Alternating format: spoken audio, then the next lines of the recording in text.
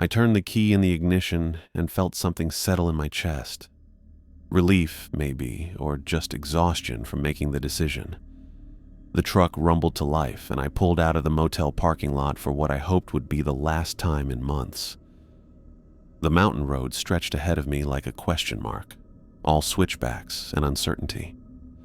I'd driven this route hundreds of times over the years, but today it felt different.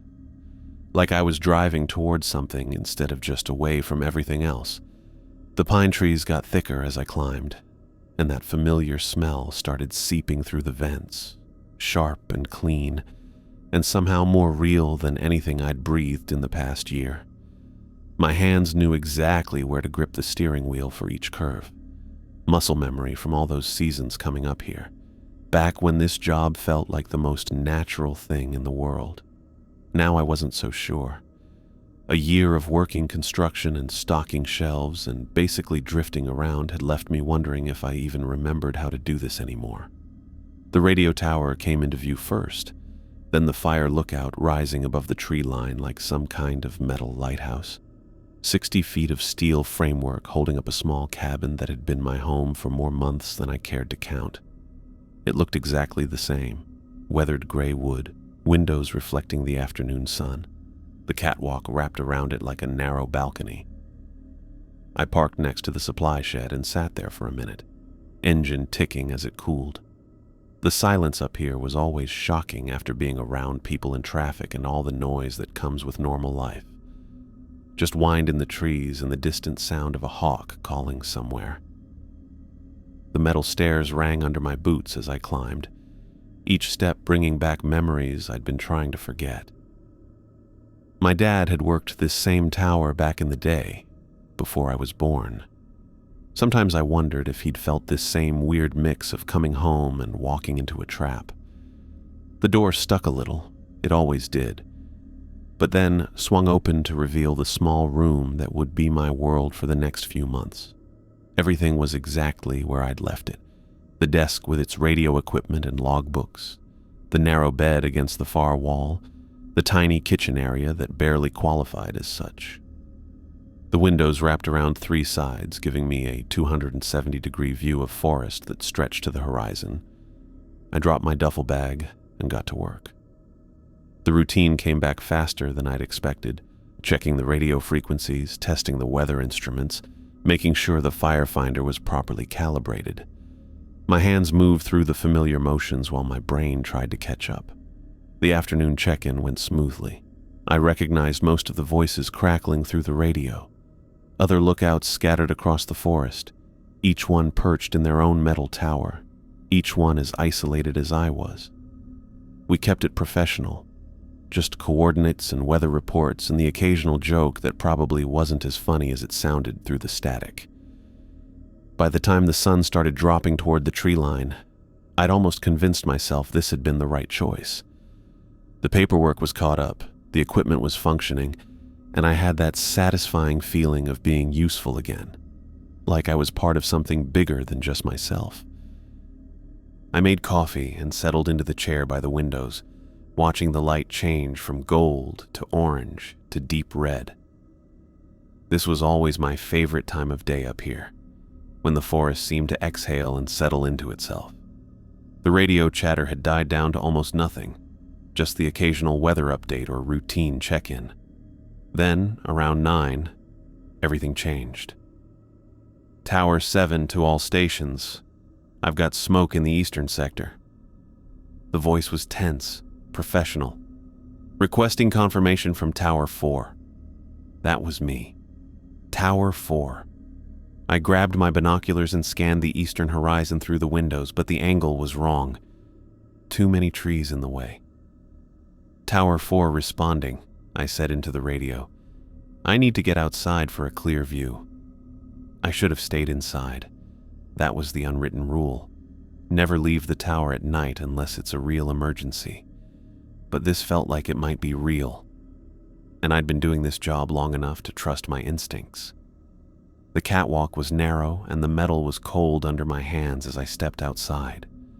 The night air hit me like a slap, sharp and clean and carrying the faint smell of something that might have been smoke. I raised the binoculars and scanned the eastern sector, adjusting the focus until the distant ridgeline came clear. There it was, a faint orange glow behind the trees, maybe 5 miles out. Small, but definitely fire.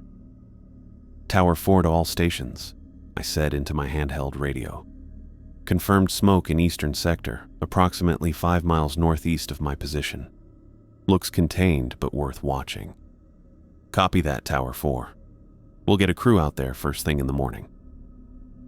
I lowered the binoculars and started to turn back toward the door, already thinking about the paperwork I'd need to fill out. That's when I saw it. Movement at the base of the tower. Just a shadow shifting between the trees, but enough to make me freeze with one hand on the door handle. I raised the binoculars again and focused on the area below. At first, I didn't see anything except trees and the dark outline of my truck. Then the shadow moved again, and I realized it wasn't a shadow at all. Someone was down there. A man stood directly below my tower. I could see him clearly through the binoculars now. Tall, wearing what looked like a dark jacket, just standing there in the small clearing where I'd parked my truck. But he wasn't looking at the truck. He was looking straight up at me. "Hey," his voice carried through the night air with startling clarity. "Please let me in." The words hit me like ice water. Nobody should be out here. The nearest trail was miles away, and it would take serious effort to hike up here in the dark. I leaned over the catwalk railing, trying to get a better look at him. "Hey, please let me in." Same words, same tone, flat, mechanical. "What do you want?" I called down, my voice echoing off the metal framework. "Hey, please let me in." The repetition made my stomach twist. I adjusted the binoculars, trying to make out his face in the darkness, but the shadows were too deep. His posture was wrong somehow, too rigid, like he was standing at attention. "There's a ranger station about 10 miles down the mountain," I shouted. "They can help you with whatever you need." "Hey, please let me in." The same hollow tone, like he was reading from a script. I backed away from the railing, my hands shaking slightly as I lowered the binoculars. This wasn't right. People didn't just appear in the middle of nowhere and stand under fire towers asking to be let in. And they definitely didn't ignore direct questions and keep repeating the same phrase over and over. "I need shelter from the cold," the voice continued, but it still had that weird flatness to it. No emotion, no urgency, just words. The temperature had dropped, sure, but it wasn't anywhere near cold enough to be dangerous. And if someone was really in trouble, they'd be explaining their situation, not just standing there like a broken record. I grabbed my handheld radio and tried to raise the other towers, but got nothing except static. Too late for routine chatter, and the repeater stations sometimes went down at night. The main radio inside would have better range. "Look, I can't let anyone up here," I called down. "It's against regulations. But if you head back down the access road, there's help available." Silence. I raised the binoculars again and scanned the clearing. Empty. The man was gone, like he'd never been there at all. No sound of footsteps, no rustling in the underbrush. Just gone. I stood there for another 5 minutes, sweeping the binoculars back and forth across the tree line, but saw nothing. The forest had swallowed him up completely. Back inside the tower, I locked the door and checked the windows, all secure.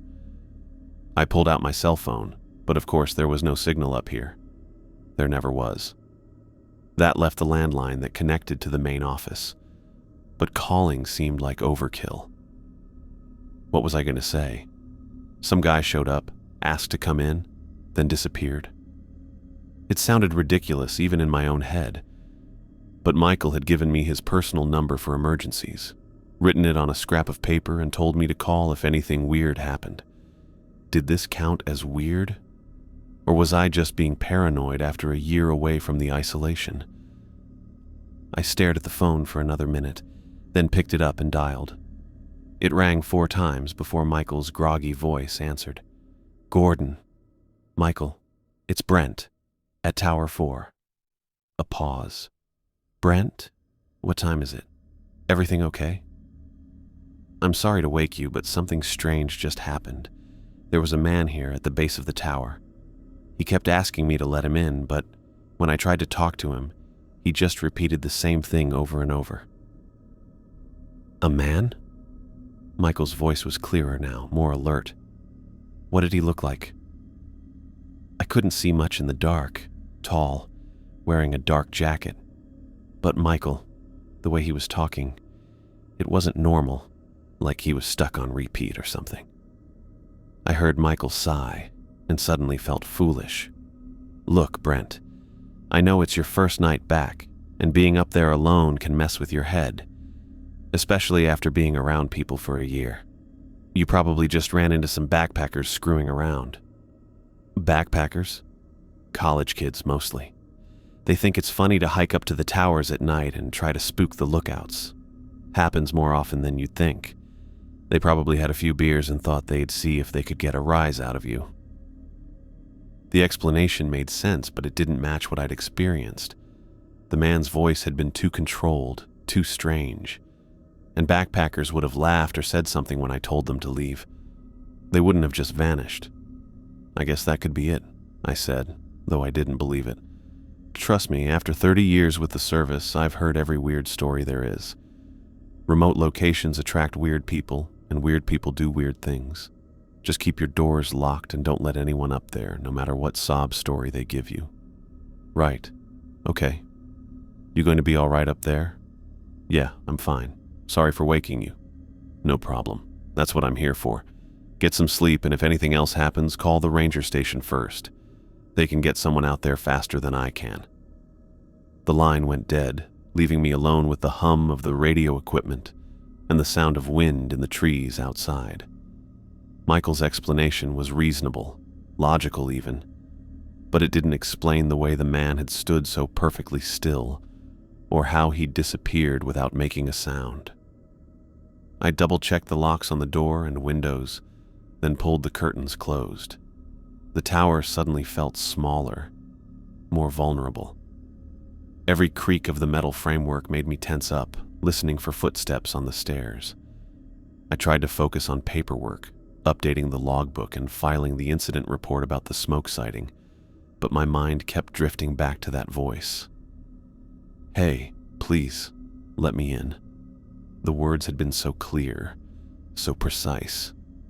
Not slurred like someone who'd been drinking, not breathless like someone who'd been hiking. Just flat and empty. Around midnight, I finally gave up on staying awake and stretched out on the narrow bed, still fully clothed. Sleep came in fits and starts, broken by dreams of voices calling from below and shadows moving between the trees. Every time I drifted off, I'd jerk awake, convinced I'd heard footsteps on the metal stairs. But the tower stayed quiet, and eventually, exhaustion won out over anxiety. When I finally fell into deeper sleep, the man's voice followed me down into the darkness, repeating those same 5 words over and over like a prayer or a threat. I woke up to sunlight streaming through the windows and felt like an idiot. The coffee maker gurgled to life while I filled out the morning weather report, trying not to think about how I'd spent half the night jumping at every sound the tower made. In daylight, the whole thing seemed ridiculous. Some guy had wandered up here, probably drunk or high, asked for help in a weird way, then wandered off when I wouldn't let him in. End of story. I radioed in my reports to the other towers, keeping my voice steady and professional. Nobody mentioned anything about strange visitors or mysterious figures. Just wind speeds and visibility readings, and the usual morning check-ins that made everything feel normal again. By 10 a.m., I'd almost convinced myself that Michael had been right about college kids messing around. I was refilling my coffee when I heard a vehicle pull up outside. A knock echoed up from the base of the tower. Actual knocking, not some creepy voice asking to be let in. I looked down through the windows and saw a woman standing next to a dusty Honda Civic, shading her eyes as she looked up at me. "Hello up there," she called. "I'm Betty Bennett from the State University. I was hoping I could talk to you for a few minutes." I grabbed my keys and headed down the stairs. She was younger than her voice had suggested, maybe mid-30s, with dark skin and natural hair pulled back in a colorful headband. She wore hiking clothes that actually looked like they'd been used for hiking, and she carried a leather messenger bag that bulged with papers. "You must be Brent," she said, extending her hand. "Michael Gordon mentioned you'd return to work. I'm a folklore researcher, and I've been studying historical incidents related to fire towers in this region." "Folklore researcher?" I shook her hand, which was surprisingly strong. "What kind of incidents?" "Oh, you know how it is with remote locations. They tend to accumulate stories over the years. Missing hikers, strange sightings, that sort of thing. I'm trying to separate fact from fiction for a book I'm working on." She gestured toward the tower. "This particular location has quite a history, actually. Your father worked here before you, didn't he?" The mention of my dad caught me off guard. "Yeah, back in the 80s and 90s. How did you know that?" "Personnel records are public information if you know where to look. Plus, Michael was very helpful when I explained my research." She pulled a notebook from her bag. "I was wondering if you'd be willing to answer some questions about unusual incidents you might have experienced over the years, even things that seemed minor at the time."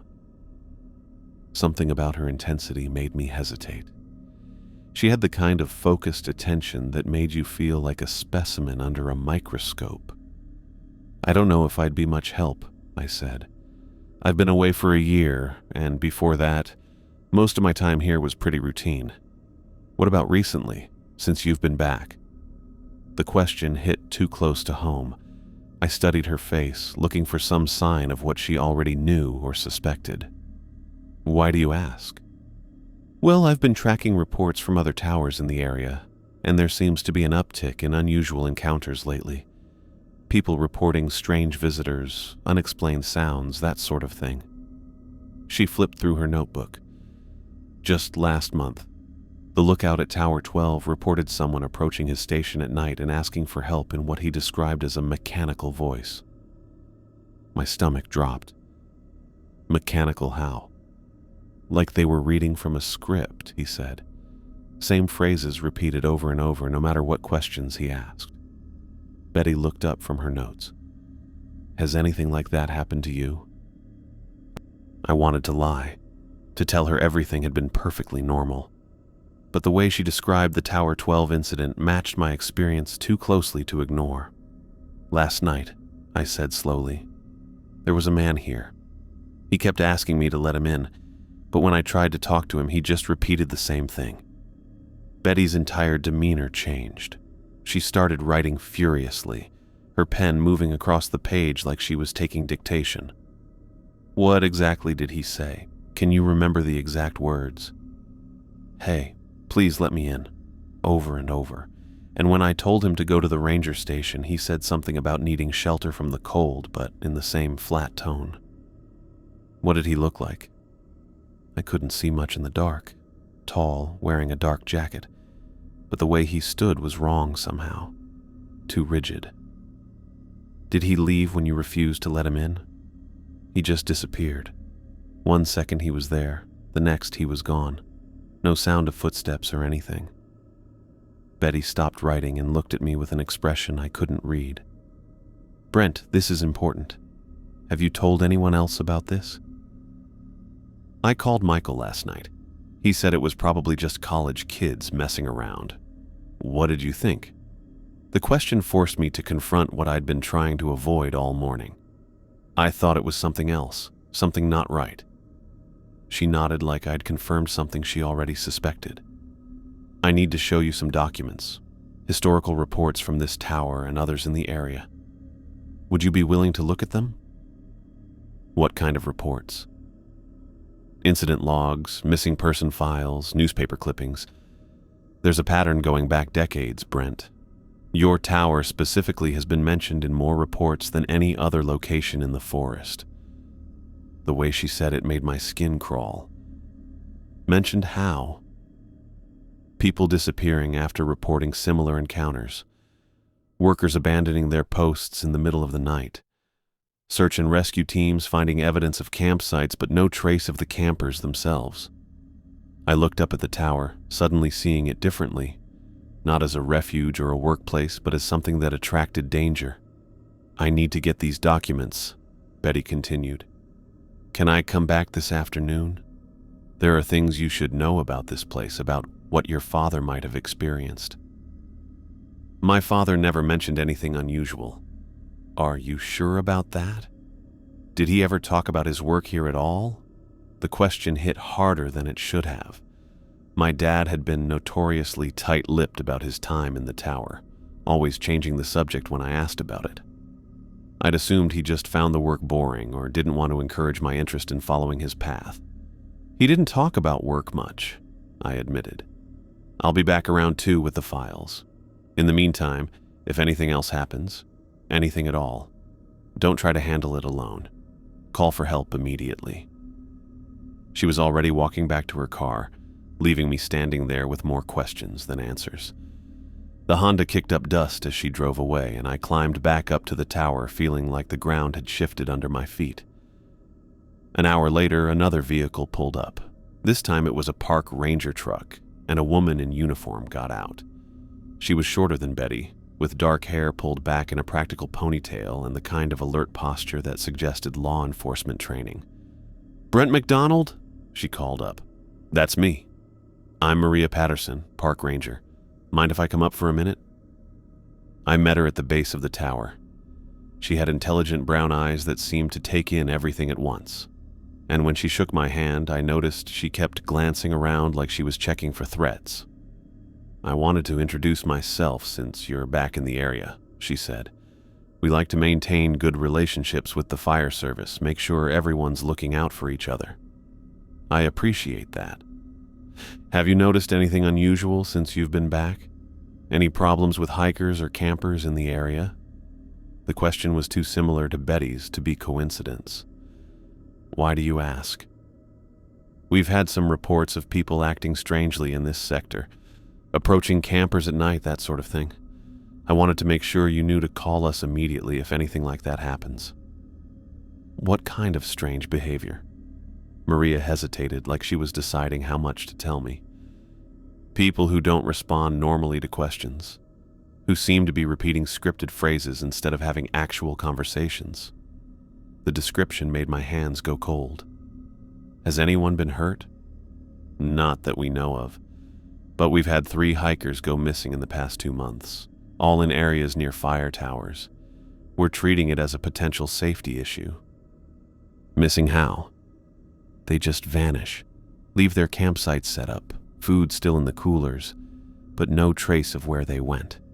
No signs of struggle, no trail to follow, like they just walked into the forest and disappeared."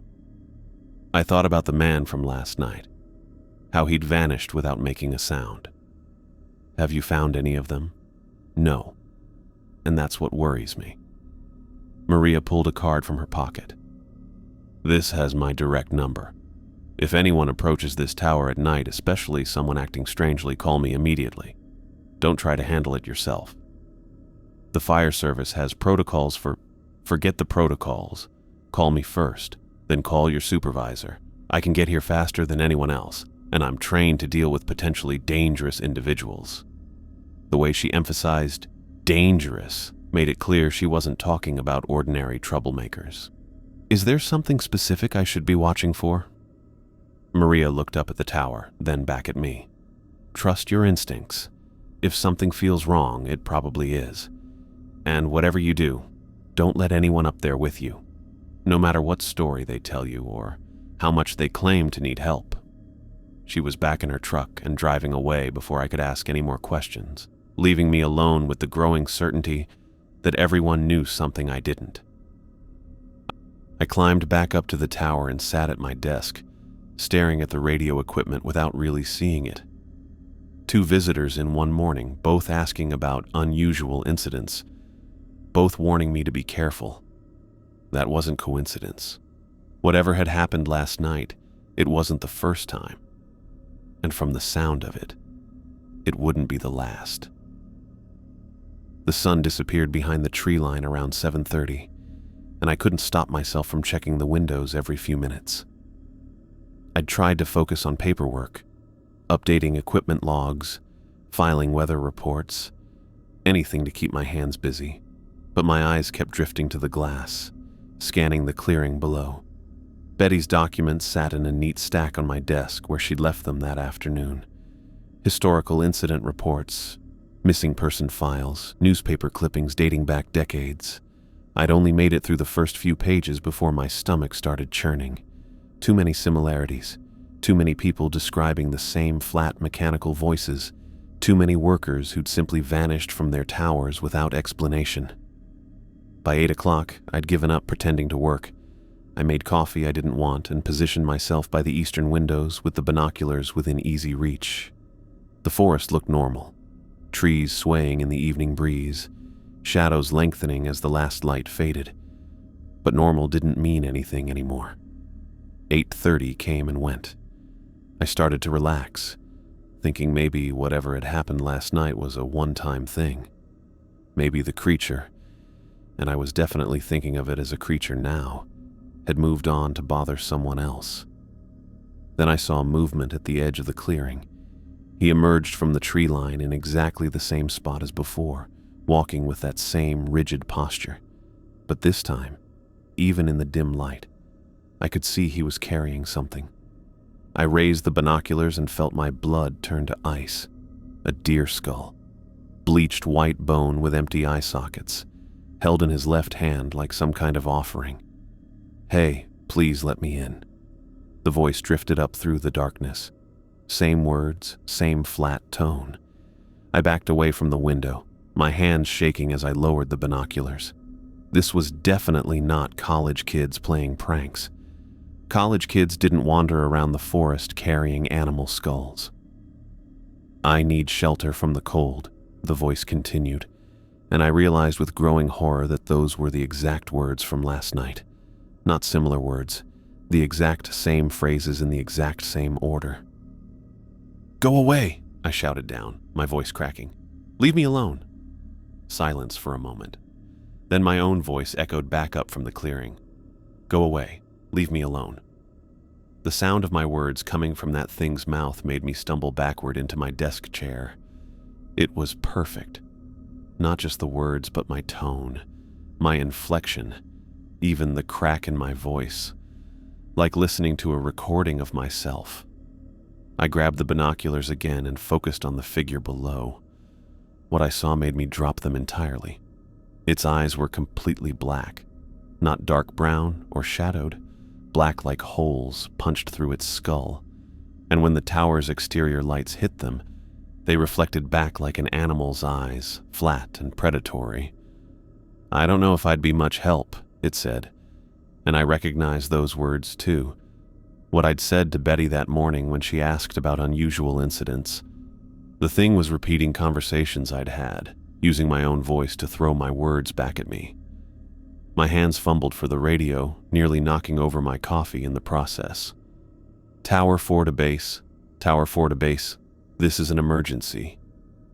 Static crackled for what felt like forever before Michael's voice came through, alert and tense. "Tower 4, this is Gordon. What's your situation?" "Michael, it's back. The thing from last night, it's back and it's..." I stopped, not sure how to explain what I was seeing. "Brent, listen to me very carefully. Lock every door and window right now. Check the latches twice. Do not go outside for any reason, and do not let anything inside, no matter what it says or what voice it uses." The change in his tone hit me like a slap. No more talk about college kids or overactive imagination. Michael knew exactly what this was. "Michael, what is this thing?" "Just stay inside and stay quiet. I'm sending help, but it'll take time to get there. Can you do that for me?" "Yeah, I can." "Tower 4 to base," my own voice interrupted from outside. "This is an emergency." The thing was repeating my radio call word for word, mimicking not just my voice, but the static and distortion of the radio transmission. I could hear Michael's sharp intake of breath through the speaker. "Jesus Christ," he muttered. "Brent, are you still there?" "I'm here." "Lock everything now. I'm on my way." The radio went dead, leaving me alone with the sound of my own voice echoing up from the clearing, repeating fragments of conversations like a broken recording. I ran to the door and turned the deadbolt, then checked every window latch around the tower. The windows were old but solid, designed to withstand mountain weather. They'd have to be enough. I was testing the latch on the north window when I heard the first footstep on the metal stairs. The sound rang through the tower framework like a bell, the distinctive clang of boots on steel grating. I froze, my hand still on the window latch as another step echoed up from below. Clang, clang, clang. Slow, deliberate steps climbing toward my level. I backed away from the windows and grabbed a flashlight from my desk, though I had no idea what I planned to do with it. The steps continued, methodical and patient, growing closer with each metallic ring. Then they stopped. Silence stretched for maybe 30 seconds before the door handle began to rattle. Not a gentle testing of the lock, but violent shaking that made the entire door frame vibrate. The deadbolt held, but the sound was deafening in the small space. I pressed myself against the far wall, clutching the flashlight like a weapon. "Hey, please let me in," came the voice from just outside the door. Close enough that I could hear it breathing, if it was breathing. The sound was wrong, too rhythmic, like air being pumped through a machine. The door handle rattled again, harder this time. Then the thing moved to the windows, and I watched in terror as the latches began to shake one by one as it tested each one. The creature was circling the tower, methodically checking every possible entry point. "I need shelter from the cold," it said, now at the eastern windows. Then in my voice, "Go away. Leave me alone." It was learning, adding my words to its collection, building a vocabulary from everything I'd said. The thought made me sick. I crept to my desk and turned off all the interior lights, plunging the tower into darkness. Maybe if it couldn't see me, it would lose interest and leave. But the testing continued. Windows rattling, door handle turning, footsteps circling the catwalk like a predator pacing around a cage. "Michael, it's back," the thing said in my voice. "The thing from last night, it's back, and it's..." Perfect mimicry of my radio call, complete with the fear and confusion I'd felt. Hearing my own terror played back at me was worse than any horror movie I'd ever seen. The footsteps stopped directly outside the main door. I held my breath, waiting for another assault on the handle, but instead heard something that made my skin crawl. Scratching, like fingernails or claws, dragging across the wooden door.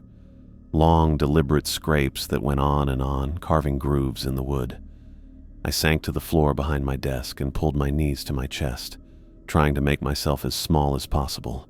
The scratching continued for what felt like hours, punctuated by my own voice repeating fragments of conversation in that flat, mechanical tone. Outside, something that looked like a man but definitely wasn't human circled my tower with a deer skull in its hand, wearing my voice like a mask it had stolen. And all I could do was hide in the dark and wait for morning. I stayed crouched behind my desk until the sun came up, listening to the metal framework settle back into silence. My legs had gone numb hours ago, but I didn't dare move until I could see actual daylight streaming through the windows. The scratching had stopped around 3 a.m., followed by what sounded like the thing pacing the catwalk for another hour. Then nothing. But I'd learned not to trust silence. When I finally stood up, my knees nearly buckled. I crept to the eastern window and peered down at the clearing, empty except for my truck and something white lying near the base of the tower. I didn't want to know what it was. The sound of an engine made me grab the binoculars. Michael's Forest Service truck was bouncing up the access road, kicking up dust in the morning light. I'd never been so happy to see another human being in my life. I met him at the bottom of the stairs, my legs still shaky from spending the night in a crouch. Michael looked like he hadn't slept either. His uniform was wrinkled and his face had a grayish tint that made him look older than his 50-something years. "You okay?" he asked. but his eyes were already scanning the tree line. I think so. It left around 3. Good. We need to get you out of here.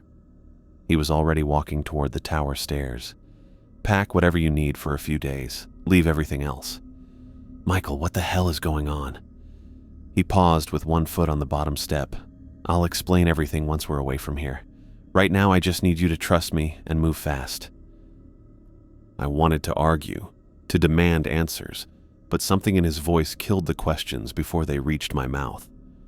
I climbed the stairs and threw clothes into my duffel bag, grabbed my father's old journal from the desk drawer, and took one last look around the tower that had been my refuge for so many seasons. The white object near the base turned out to be another skull, smaller than the deer skull, maybe from a rabbit or squirrel. Michael kicked it into the underbrush without comment, and we drove away in silence. The ranger station sat in a valley about 15 miles from my tower, a cluster of brown buildings that looked like they'd been there since the Forest Service was founded. Michael parked next to the main office and led me inside without explanation. An older man was waiting in the conference room, sitting at a long table with his hands folded in front of him. He had to be pushing 70, with white hair and pale blue eyes that seemed to take in everything at once.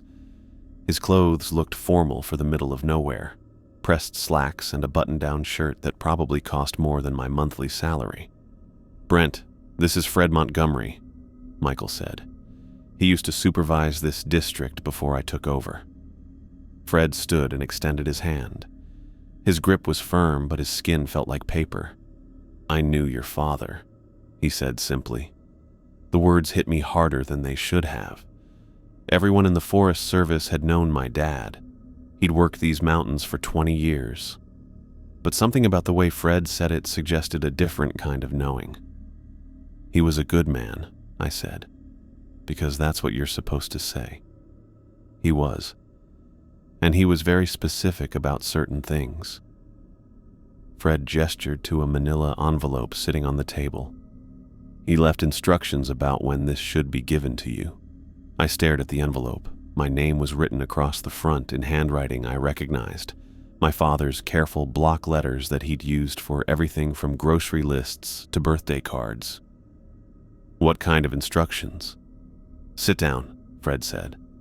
Michael closed the door behind us and took a seat across from me. Fred remained standing, his pale eyes fixed on my face like he was studying my reaction. "Your father worked Tower 4 for 15 years, Fred began. "Same tower you've been assigned to. During that time, he filed several incident reports that were unusual." "What kind of incidents?" "The same kind you experienced last night." The simple statement made my stomach drop. I looked at Michael, who was staring at his hands. "You knew," I said. "When I called you the first night, you already knew what it was." "I suspected," Michael said quietly, "but I hoped I was wrong." Fred picked up the envelope and held it out to me. "Your father was very clear about this. If you ever reported encounters matching certain criteria while working his old tower, you were to receive this letter immediately." My hands shook as I took the envelope. The paper was yellowed with age, and when I turned it over, I saw a date written in the corner. 25 years ago. 2 years before I was even born. "He wrote this before I existed." "He wrote it after his first encounter," Fred said. "He was about your age then, maybe a little younger. Scared out of his mind and convinced he was losing his sanity." I tore open the envelope and pulled out several sheets of paper covered in my father's handwriting. The first page was addressed to me specifically. "Brent, if you're reading this, it means you've met one of them. I'm sorry. I hoped this would end with me, but I should have known better. They're drawn to the towers, and they're drawn to our family for reasons I never understood." My hands were shaking so badly, I could barely read the words. I looked up at Fred and Michael, both watching me with expressions I couldn't interpret. "How long have you known about this?" I asked. "The Forest Service has been dealing with these things for decades," Fred said. Your father wasn't the first, and you won't be the last. But your family, there's something about your bloodline that attracts them more than others. That's impossible. Keep reading, Michael said softly. I looked back at the letter, my father's words swimming in front of my eyes. They're called mimics, though I don't know if that's an official name or just what we started calling them. They copy voices, mannerisms, anything they observe. The longer they watch you, the better they get at being you. I've seen them fool search and rescue teams, family members, even other Forest Service personnel. The room felt like it was tilting. I set the letter down and looked at Fred. How many people know about this? Not many. A few supervisors, some of the older lookouts who've had encounters. We keep it quiet because... He trailed off. Because what? Because if people knew what was really out there, we'd never be able to staff the towers, Michael finished. And the towers are necessary for fire prevention, weather monitoring, search and rescue coordination. The Forest Service can't function without them. So you just send people up there to be bait? We send people who volunteer, Fred said firmly. People who choose to work in remote locations. And we try to prepare them as much as possible without causing panic. I picked up the letter again, my father's words blurring as anger and fear fought for control in my chest. The most important thing to remember is that they can't hurt you if you don't let them in. They're strong, but they can't break through solid barriers. They rely on deception, on convincing you to open doors or come outside. Never trust anything you hear after dark, no matter whose voice it uses. Why didn't anyone tell me this before I took the job? Because most people never encounter them, Michael said. They're rare, and they seem to avoid towers with multiple occupants or heavy radio traffic. It's the isolated positions that attract them. And you thought I'd be fine working alone in the most isolated tower in the district? Fred and Michael exchanged a look that made my blood run cold. We thought you had a right to know what your father dealt with, Fred said finally. And we thought you might be the key to understanding them better. The words hung in the air like a physical weight. I stared at both men, trying to process what they were really saying. You used me as bait. We gave you a choice, Michael said. You could have turned down the assignment. A choice based on incomplete information. Keep reading the letter, Fred said. Your father explains things better than we can. I wanted to throw the papers across the room to walk out and never look back. But my father's handwriting held me in place, 25 years of secrets finally spilling onto the table between us. I kept reading, my father's careful handwriting laying out a nightmare I never could have imagined. The first time I saw one, I thought it was just a lost hiker. Middle-aged woman, claimed her car broke down on the access road. But something felt wrong about the way she stood. Too straight, like someone had told her how humans were supposed to look, but she was concentrating too hard on getting it right. When I told her I couldn't let anyone up, she repeated the exact same request in the exact same tone, word for word, like she was reading from a script. My coffee had gone cold hours ago, but I took a sip anyway, needing something to do with my hands. I started calling them mimics because that's what they do. They copy everything. Voices, mannerisms, even specific phrases you've used. The longer they observe you, the better they get at it. I've heard them use my voice so perfectly that I questioned whether I was actually speaking. Jesus, I muttered, remembering how the thing had thrown my own words back at me. Fred was still standing by the window, his pale eyes fixed on the tree line like he expected something to emerge.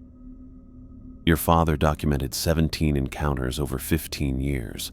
Some lasted minutes, others went on for hours. Hours? They're patient, Michael said. They'll circle a tower all night if they think they can wear you down. I looked back at the letter, my father's words becoming more urgent. The most important rules. Never go outside after dark, no matter what you hear. Never open doors or windows once the sun sets.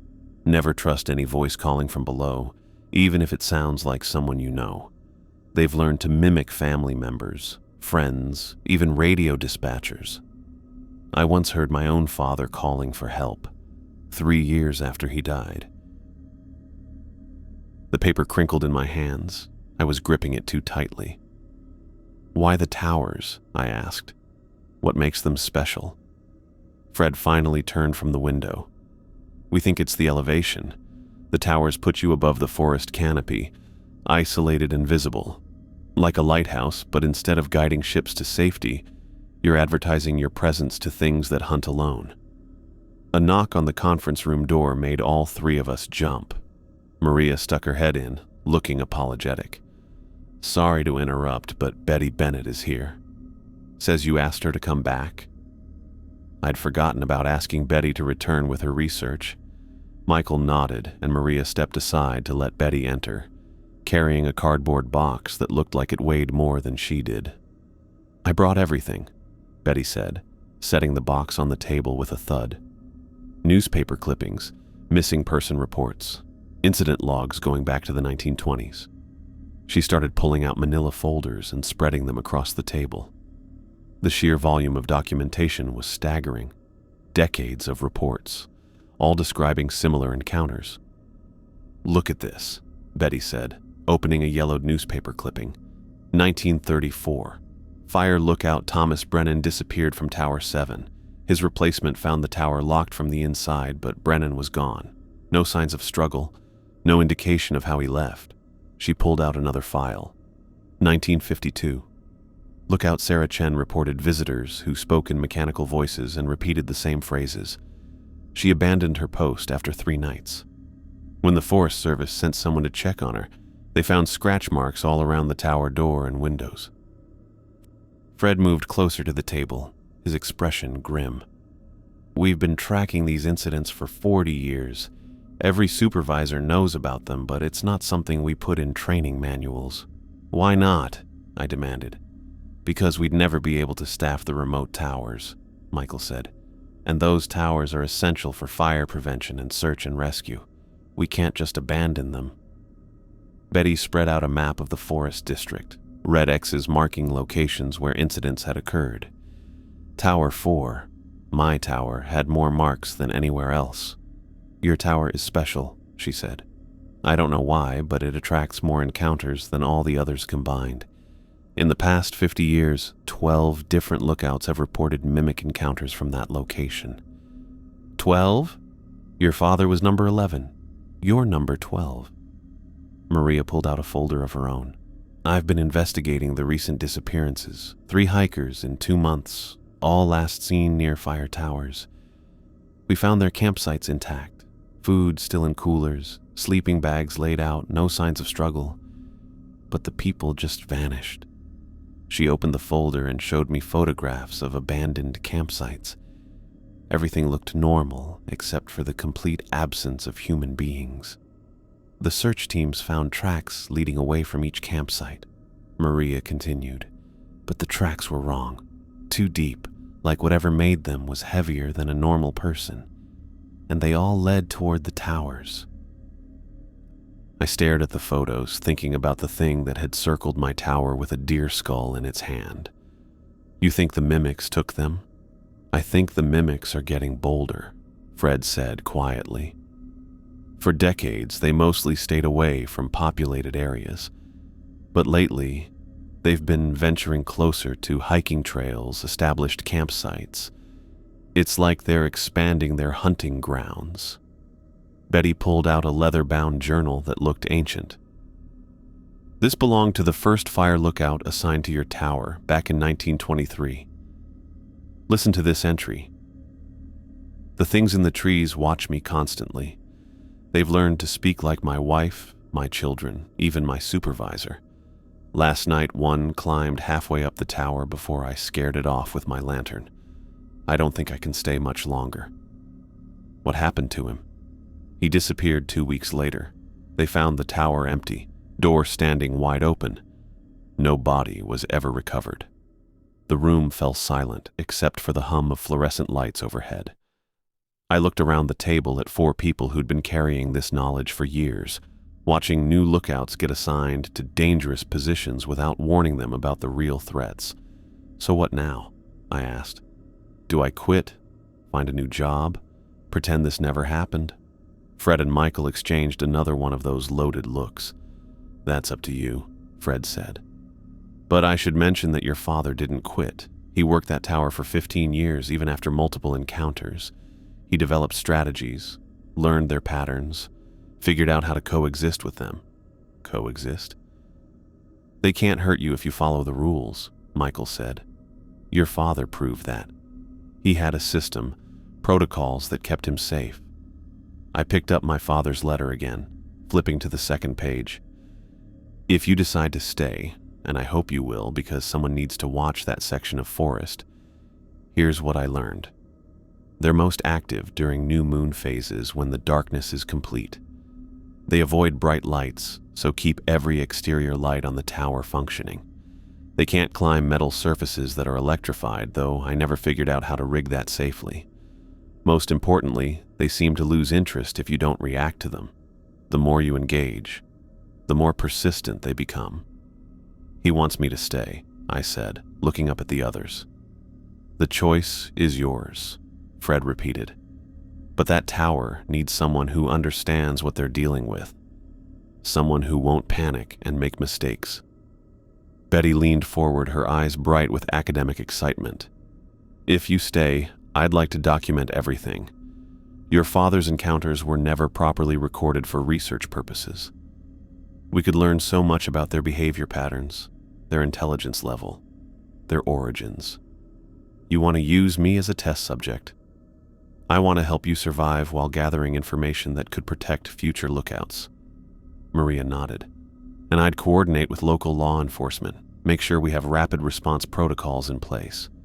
No more covering things up or pretending they don't exist.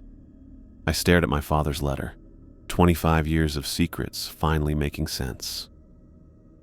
All those times he'd come home from the tower looking exhausted and distracted. All those nights he'd sat on the porch staring into the darkness like he was watching for something.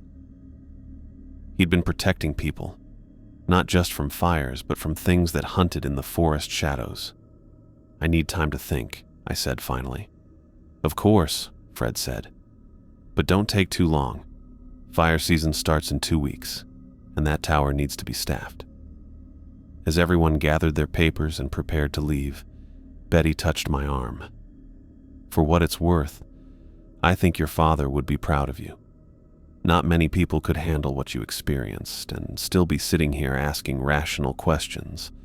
After they left, I sat alone in the conference room with my father's letter and a box full of evidence that the world was far stranger and more dangerous than I'd ever imagined. Outside, the sun was setting behind the mountains, and somewhere in the forest, things that wore human faces were probably stirring in the darkness, getting ready for another night of hunting. The question was whether I'd be there waiting for them. I gripped my father's letter in one hand and stared at the 4 people who'd just turned my understanding of reality inside out. The conference room felt too small, like the walls were pressing in with the weight of decades of secrets. I'm going back tonight, I said. The reaction was immediate. Michael started shaking his head before I'd even finished speaking. Absolutely not. We need time to implement the protocols properly, to coordinate. No. I stood up, my father's journal clutched against my chest. That thing knows I'm here. It knows I ran. If I don't go back tonight, it'll just get bolder. Betty leaned forward, her academic excitement replaced by genuine concern. Brent, you've been through a traumatic experience. You need time to process. I've had 25 years to process, I interrupted. I just didn't know what I was processing. Fred had been quiet through the whole exchange, those pale blue eyes studying me like he was seeing something the others missed. Finally, he spoke. He's right. Michael turned on him. Fred, you can't be serious. The boy's got his father's instincts. Fred moved closer to the table, his weathered hands flat against the wood. Running now would be the worst thing he could do. These creatures are drawn to fear, to uncertainty. They can smell it. Maria crossed her arms. So, what are you suggesting? We just send him back up there alone? Not alone, Fred said. We set up a support system. High-powered lights at the base, radio contact every 15 minutes. Backup teams on standby. I looked down at my father's letter, scanning the pages I hadn't read yet. His handwriting was smaller here, more urgent. The key is preparation and patience. They test you every time, looking for weakness, for any sign that you might break. But if you follow the protocols, if you stay calm and don't engage, they eventually lose interest. The worst thing you can do is run. Running tells them you're prey. My father says running makes it worse. Michael rubbed his face with both hands. Your father also worked that tower for 15 years and died of a heart attack at 52. The stress of those encounters takes a toll. The stress of not knowing takes a bigger toll, I said. At least now I understand what I'm dealing with. Betty was already pulling equipment out of her bag. If you're really going to do this, I want to document everything. Audio recordings, detailed observations, behavioral patterns. This isn't a research project, Maria said sharply. This is about keeping someone alive. It's both, Fred said quietly. The more we understand about them, the better we can protect future lookouts. I flipped through more pages of my father's letter, finding a section titled Protocols for Encounter Management. His handwriting was neat here, organized like a field manual. Never look directly at them. Use mirrors or peripheral vision. Direct eye contact seems to strengthen their ability to copy your mannerisms and voice patterns. Keep all lights on. They avoid bright illumination. Maintain radio silence during encounters unless absolutely necessary. They can mimic radio static and dispatcher voices. Most importantly, never respond to anything they say, no matter whose voice they use. He has a whole system worked out, I said, showing the others the page. Specific steps, safety measures. Fred nodded. Your father was methodical. He turned surviving those encounters into a science. Michael was still shaking his head, but I could see him wavering. Even if we agree to this insanity, we'd need equipment, personnel, backup plans. I can have basic lighting set up by tonight, Maria said. Portable generators, work lights, enough illumination to give us an advantage around that tower. And I'll coordinate radio communications, Betty added. Multiple frequencies, backup channels, direct lines to emergency services. I looked around the table at these people who'd been strangers this morning and were now planning to risk their lives to help me face something that shouldn't exist. The weight of that hit me harder than anything else that had happened. Why? I asked. Why are you all willing to do this? Fred's expression softened slightly. Because your father saved my life once. Not from a fire or an accident, from one of them. I was a young supervisor.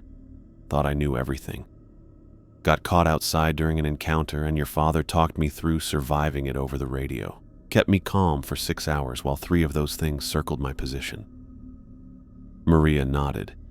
And because 3 people have disappeared in the past 2 months, if we can learn something that helps us find them or prevent more disappearances, we have to try. Betty was more direct. Because this is the most important research opportunity in modern folklore studies. And I'm not missing it. Michael just sighed. Because I'm responsible for everyone who works in this forest. And that includes you. By 6 p.m., we were back at the tower. The transformation was incredible. Maria had somehow assembled enough lighting equipment to illuminate a football stadium. Portable generators hummed at the base of the tower, feeding power to floodlights positioned in a perfect circle around the clearing. The effect was surreal, like standing in the middle of a movie set.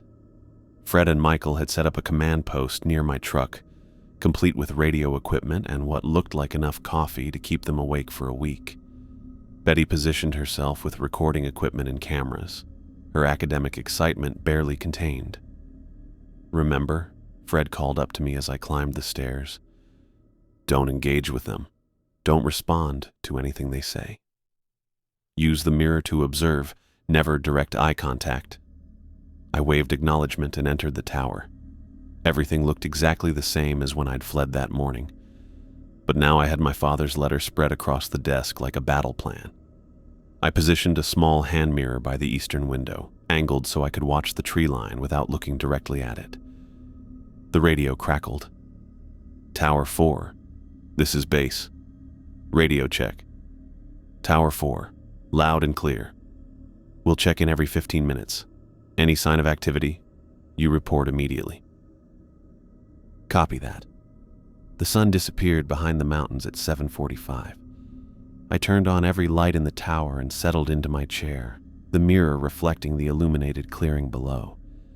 The floodlights had turned the area into an island of brightness, surrounded by impenetrable darkness.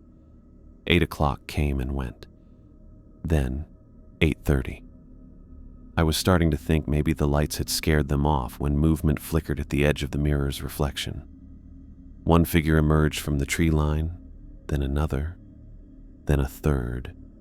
They moved with that same unnatural gait I remembered, but now I could see them clearly in the harsh light. They looked almost human from a distance, but something about their proportions was wrong. Too tall, too thin, joints that bent at slightly incorrect angles. Each one carried something white. Skulls, like before, but different sizes. One had what looked like a human skull. Tower 4 to base, I whispered into the radio. 3 contacts at the tree line. They're carrying skulls. Copy that. Remember the protocols. Do not engage. The creatures stopped at the edge of the illuminated area, just outside the reach of the floodlights. In the mirror, I watched them communicate through gestures I couldn't interpret. Then the first one stepped into the light. It moved slowly, testing each step like the ground might give way. The illumination seemed to cause it physical discomfort. Its movements became jerky, uncoordinated, but it kept coming. Hey, please let me in. The voice drifted up through the darkness, flat and mechanical as before, but now I was ready for it. I kept my eyes on the mirror, watching without responding. The second creature joined the first, then the third. They formed a triangle around the base of the tower, each one calling up in different voices. I need shelter from the cold. Please, I'm lost. Help me, I'm hurt. I recognized the pattern from my father's notes. They were testing different approaches, seeing which voice might get a response. I remained silent, watching them through the mirror as they began to circle the tower. Then one of them spoke in a voice that made my blood freeze. Brent? Brent, honey, it's Mom. Please come down, I need to talk to you. My mother's voice, perfect in every detail. The slight rasp from years of smoking, the way she drew out my name when she was worried. I gripped the edge of the desk, forcing myself to stay silent. I know you're scared, baby, but it's okay now. Mommy's here. The thing was using my mother's voice to calm me down, and it sounded so real that for a moment I almost believed she was actually there. But my mother had been dead for 10 years, and these things had no right to wear her voice like a mask. Tower 4, status report. Michael's voice crackled through the radio. 3 contacts circling the tower. They're using family voices now. Stay strong. Don't respond to anything. The creatures grew more agitated as I continued to ignore them. Their movements became faster, more erratic. Then, simultaneously, all 3 began climbing the tower. The metal framework rang with the sound of their ascent, but it was wrong somehow. Too heavy, like they weighed more than they should. Through the mirror, I watched them climb with inhuman speed and coordination. They're climbing, I radioed. Activating emergency lighting. The floodlights suddenly blazed brighter, so intense that even inside the tower I had to squint. The effect on the creatures was immediate. They shrieked in voices that sounded like tearing metal and dropped back to the ground. But they didn't retreat. Instead, they began circling the illuminated area like wolves testing a fence, looking for any gap in the light where they might slip through. Tower 4. You okay up there? Yeah, the lights worked. They're staying back now. Good. We'll maintain full illumination until dawn. I settled back into my chair, watching the creatures pace the perimeter of light. My father had been right. They couldn't tolerate bright illumination, but they also weren't giving up. This was going to be a long night. The creatures pulled back to the tree line, but I could see them in the mirror, dark shapes moving between the trees like they were having some kind of meeting. No voices now, no attempts to mimic human speech. Just silent coordination that was somehow more unsettling than all their earlier theatrics. Tower 4, what's your status? Michael's voice crackled through the radio. They're regrouping. Still out there, but staying back from the lights. Copy that. We're monitoring from down here. I adjusted the mirror angle to get a better view. The creatures moved in patterns that reminded me of wolves or pack hunters, circling the illuminated perimeter in what looked like reconnaissance. Every few minutes, one would approach the edge of the light, test it like an invisible barrier, then retreat to share information with the others. Around 11:30, their behavior changed. Instead of random pacing, they took up specific positions, one directly north of the tower, one southeast, one southwest. Perfect triangulation. They're positioning themselves, I radioed down. Looks coordinated. We see it. Stay alert. The attack came at midnight exactly. The northern creature started howling, not with any human voice, but a sound like wind through broken glass that made my teeth ache.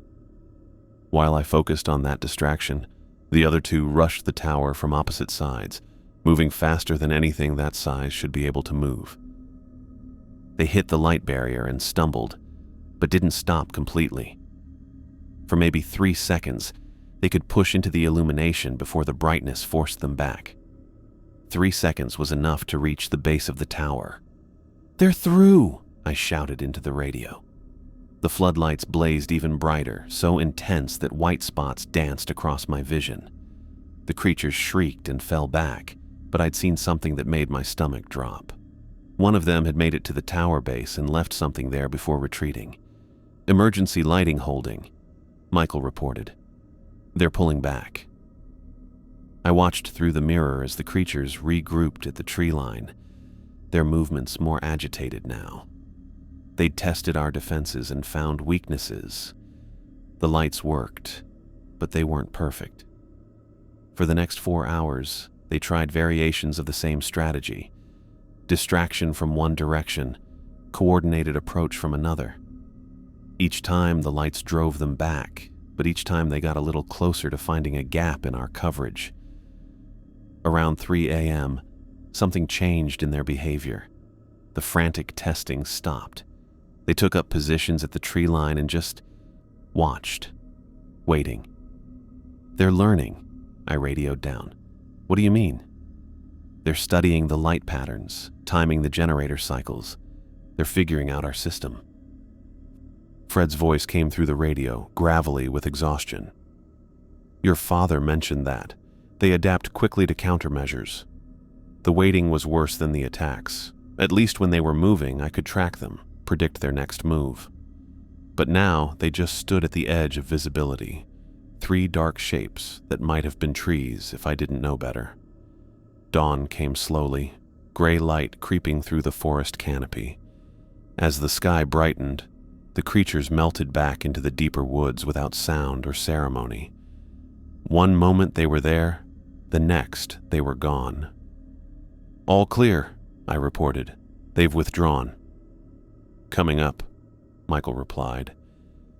I climbed down the tower stairs on shaky legs, my body finally registering the adrenaline crash.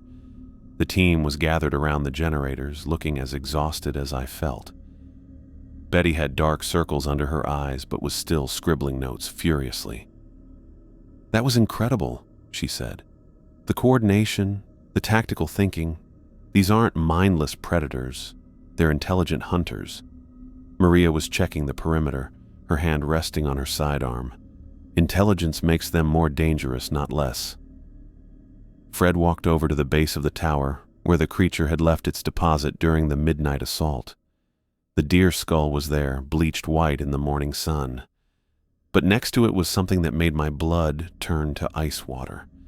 A faded green Forest Service cap, the kind my father used to wear.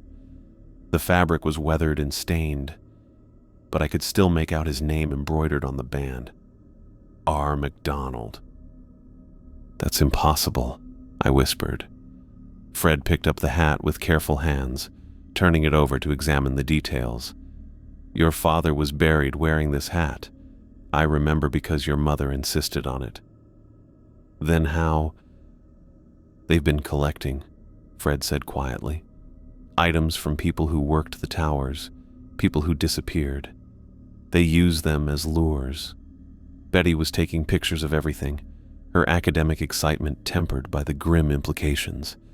"It's like they're building profiles of their targets, learning about family connections, emotional triggers." I stared at my father's hat, 20 years of grief and confusion crystallizing into something harder. "They dug up his grave? Or they took it before he died," Fred said. "Your father's last few encounters were different, according to his reports.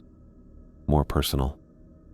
They were using voices of dead relatives, childhood friends, people they shouldn't have known about." Maria finished her perimeter check and joined us. "We need to catalog everything they've left behind over the years. If they're collecting trophies, there might be evidence of other victims." "Other families," I corrected. "This isn't random. They're targeting people connected to the towers, generation after generation." Fred nodded grimly. "Your father suspected as much. That's why he wrote the letter. Why he documented everything so carefully. He knew you'd end up here eventually." I picked up my father's hat, the fabric rough and familiar under my fingers. 20 years of wondering why he'd been so secretive, so distant when he came home from the tower. Now I understood. He'd been protecting me from knowledge that would have drawn them to me sooner. "So what happens now?" I asked. Michael was already packing up the radio equipment. "Now we implement proper protocols. Better lighting systems, regular patrols, backup teams for every remote tower." "That's not what I meant." Fred studied my face with those pale blue eyes. "You're asking if you'll come back next season." It wasn't really a question. We all knew the answer. The creatures had my scent now. Knew I was part of the pattern they'd been following for decades. Running wouldn't stop them. It would just make them bolder, more likely to expand their hunting grounds toward populated areas. "My father worked this tower for 15 years, I said. "He figured out how to survive them, how to keep them contained to this area. But he was working alone, keeping secrets." Betty looked up from her notes. "You're thinking about doing this differently. I'm thinking about doing this right. No more secrets. No more sending people up here blind. We document everything, share information, build a real defense system." Maria nodded approvingly. Transparency and preparation instead of secrecy and hope. "Your father would be proud," Fred said quietly. "He always believed the knowledge should be passed down properly, not hidden away." I looked up at the tower. 60 feet of steel and wood that had been my family's burden for longer than I'd been alive. The morning sun made it look almost normal, just another fire lookout in an endless forest. But I knew better now. "I'll be back next season," I said. "But not alone, and not unprepared." As we loaded the equipment into the trucks, I kept my father's hat in my hands. The creatures had meant it as a threat, a reminder that they knew everything about my family's history with this place. But I chose to see it differently. It was a promise, a connection to the man who'd faced these things for 15 years and survived, who'd left me the tools I needed to do the same. The forest was quiet as we drove away, but I knew they were watching from the shadows between the trees, waiting for next season, when I'd return to take up the watch my father had kept for so long. This time, I'd be ready for them.